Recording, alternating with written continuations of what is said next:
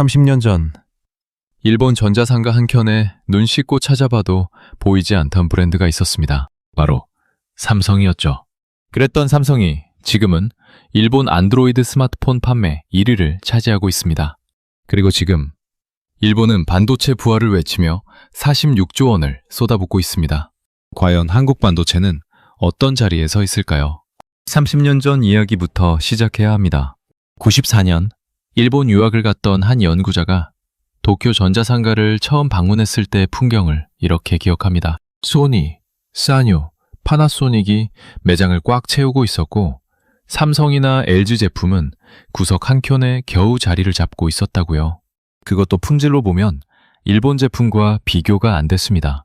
당시 일본인들이 한국 전자제품을 바라보던 시선은 맹담했습니다. 기술력에서 한참 뒤처진 나라, 조잡한 제품을 만드는 나라라는 인식이 뿌리 깊게 박혀 있었죠. 그런데 지금은 어떻습니까? 삼성은 일본 시장에서 갤럭시라는 이름 뒤에 삼성 로고를 당당하게 새겨놓고 판매하고 있습니다. 이 변화 하나가 30년의 역전을 상징합니다. 삼성이 처음 일본에 진출할 때는 삼성이라는 이름 자체를 숨겨야 했습니다. 그냥 갤럭시라는 제품명으로만 팔았죠. 일본 소비자들이 한국 브랜드에 갖는 심리적 거부감이 그만큼 컸기 때문입니다. 특히 50대 이상 장년층 사이에서는 일본 반도체를 무너뜨린 나라라는 원망 섞인 감정까지 있었습니다. 자기들의 기술을 빼앗아 갔다는 인식이 남아 있었거든요.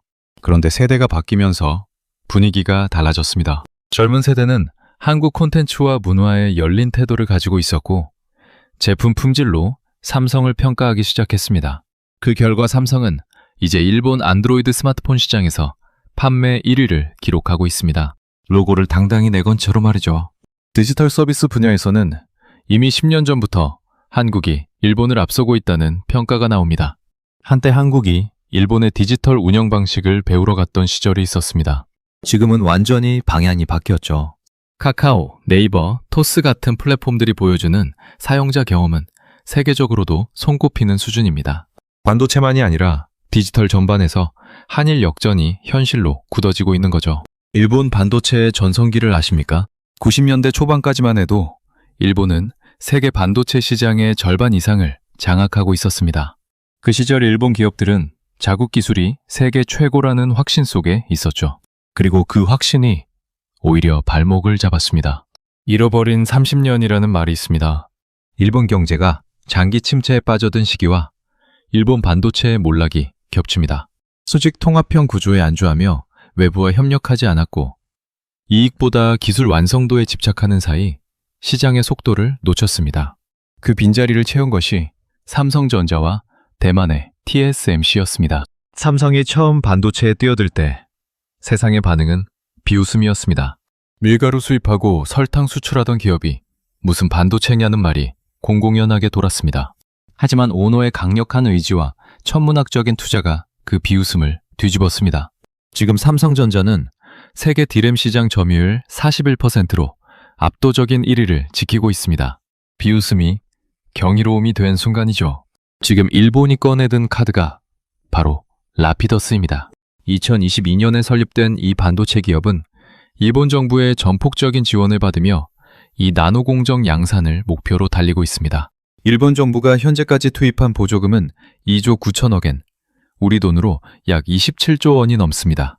2022년 설립 이후 불과 3년도 안 돼 이 나노 트랜지스터 시제품 동작에 성공했고 세계 5위 반도체 기업인 브로드컴을 첫 고객사로 확보하기도 했습니다. 속도만 놓고 보면 놀랍습니다. 업계에서도 상상할 수 없을 만큼 빠른 속도라는 평가가 나올 정도였습니다. 하지만 시제품을 만드는 것과 대량으로 안정되게 생산하는 것은 전혀 다른 문제입니다. 수율, 즉 불량 없이 제품을 양산하는 기술이 아직 검증되지 않았습니다. 고객사 확보도 초기 단계에 머물러 있죠. 무엇보다 돈의 문제가 있습니다. 양산까지 필요한 총 비용이 5조엔, 우리 돈 약 46조 원인데 현재 확보된 금액은 절반에도 미치지 못합니다. 거기에 지진이 잦은 지역 문제, 원자력 발전 축소 이후 만성화된 전력 부족 문제도 반도체 공장 운영에 구조적인 부담으로 작용하고 있습니다. 그렇다면 한국은 지금 어디에 있을까요? 삼성전자는 이미 이 나노 공정을 2025년 하반기부터 양산 단계로 진입했습니다. 라피더스가 2027년 양산을 목표로 하는 것과 비교하면 최소 2년 앞서 있는 거죠. SK 하이닉스는 고대 역폭 메모리, 즉 HBM 분야에서 엔비디아의 핵심 공급사로 자리를 굳혔습니다. 인공지능 시대의 핵심 부품을 사실상 한국이 쥐고 있는 구조입니다. 단순히 제품 경쟁력만이 아닙니다. 삼성전자는 2025년 기준 세계 D램 시장에서 41% 점유율로 1위를 지키고 있습니다. 반도체 위탁 생산, 파운드리 분야에서도 TSMC 다음으로 삼성이 이름을 올리고 있습니다. 물론 도전이 없는 건 아닙니다. 파운드리 분야에서 삼성은 고객 확보와 수율 문제로 어려운 시기를 보내기도 했습니다. 하지만 인공지능 수요 폭증이라는 거대한 파도가 한국 반도체 기업들에게 새로운 기회를 열어주고 있습니다. 손 놓고 있는 상황이 아닌 거죠. 여기서 반드시 짚고 넘어가야 할 반전이 있습니다. 일본이 반도체 완성품에서는 뒤처졌지만 보이지 않는 곳에서 여전히 막강한 영향력을 행사하고 있다는 사실이죠. 반도체를 만들기 위해서는 500가지가 넘는 소재와 화학물질이 필요합니다. 그중 핵심인 포토레지스트, 그러니까 반도체 회로를 새기는데 필수적인 감광 소재 분야에서 일본은 사실상 세계 공급을 좌우하고 있습니다. 일본산 포토레지스트 없이는 삼성전자도 TSMC도 최첨단 공장을 돌릴 수 없습니다. 2019년 일본이 불화수소 등 핵심 소재의 한국 수출을 규제했을 때 반도체 업계가 긴장했던 것도 이 이유 때문입니다. 이후 한국이 국산화를 진행해 일본 의존도를 낮추긴 했지만 여전히 대체하기 어려운 품목들이 남아 있습니다. 최근에는 일본 정부가 핵심 소재 기업을 구주화하는 방향으로 움직이고 있다는 보도도 나오고 있습니다. 완성품 경쟁만 볼 것이 아니라 공급망 전체를 함께 봐야 하는 이유가 여기에 있습니다. 그렇다면 앞으로 10년 반도체 판도는 어떻게 흘러갈까요? 인공지능 시대가 본격화되면서 반도체 수요는 이전과는 다른 차원으로 폭증하고 있습니다. 한 분석에 따르면 2030년경에는 인공지능 데이터 폭증으로 첨단 반도체 공급이 수요를 10에서 30%까지 따라가지 못할 수 있다는 전망도 나옵니다. 이 흐름 속에서 한국은 독특한 위치에 있습니다.